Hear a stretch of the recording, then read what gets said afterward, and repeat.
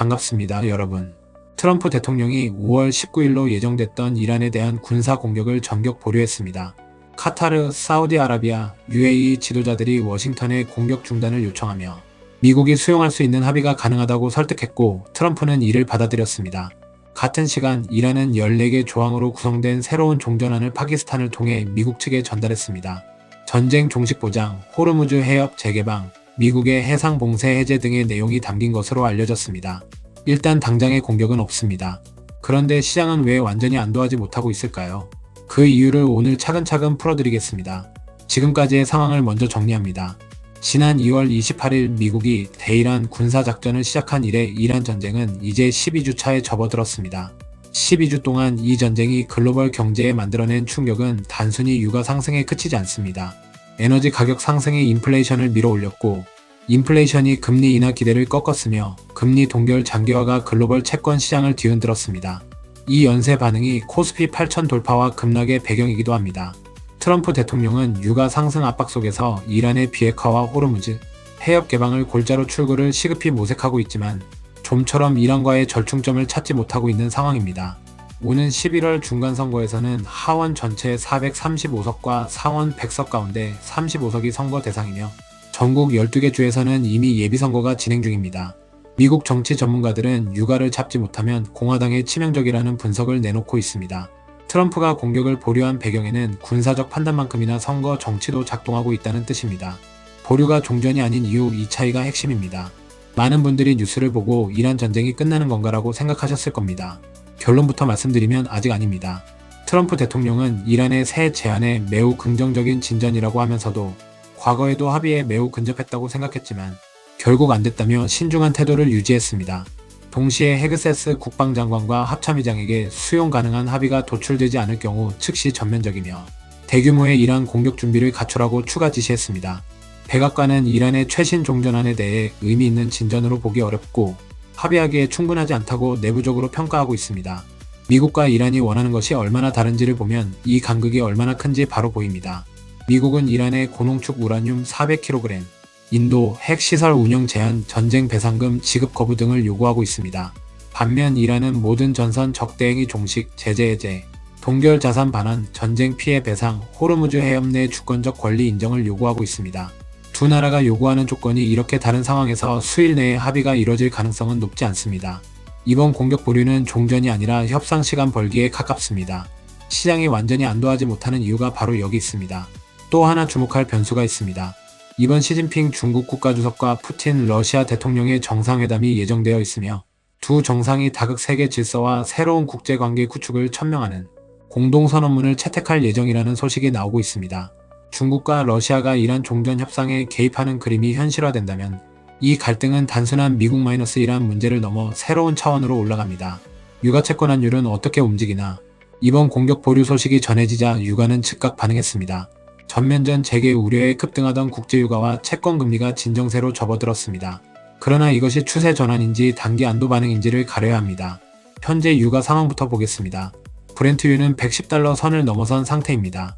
이번 보류 소식으로 소폭 내려왔지만 협상이 다시 교착 상태에 빠지거나 재공격 시나리오가 부상하면 유가는 다시 위로 튑니다.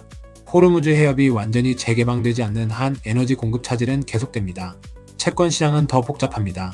미국 30년물 국채금리는 5%를 돌파했고 일본 30년물은 1999년 발행 이후 최고치인 4%를 넘어섰습니다.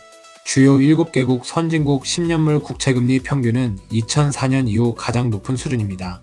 이란 전쟁 장기화가 에너지 가격을 통해 인플레이션을 자극하고 그 인플레이션이 채권 금리를 끌어올리는 구조가 12주째 작동하고 있습니다.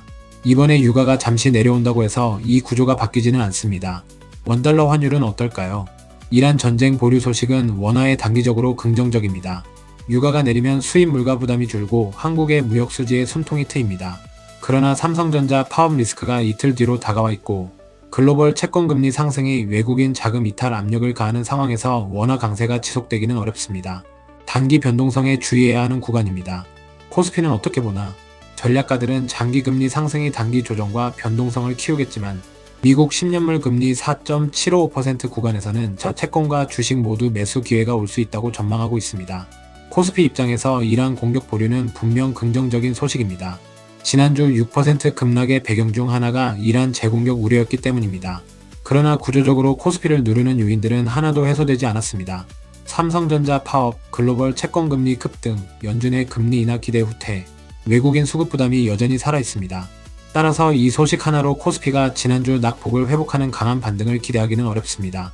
단기 기술적 반등은 있을 수 있지만 그 반등이 추세 전환의 시작인지는 21일 삼성전자 파업 결과를 보고 판단해야 합니다. 투자자별 대응 포인트, 시나리오를 두 가지로 나눠서 정리해드리겠습니다.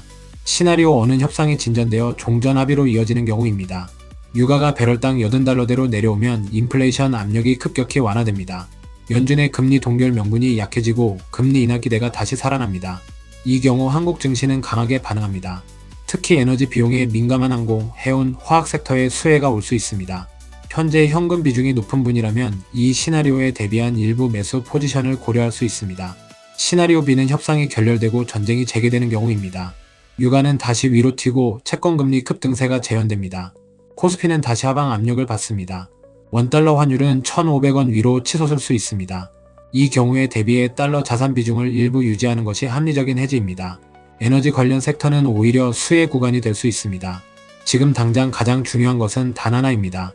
공격 보류를 종전으로 착각하고 성급하게 움직이지 않는 것입니다. 트럼프 대통령 본인이 언제든 공격을 재개할 수 있다고 분명히 말했습니다. 이 불확실성이 해소되기 전까지는 빠른 판단보다 정보 확인이 먼저입니다.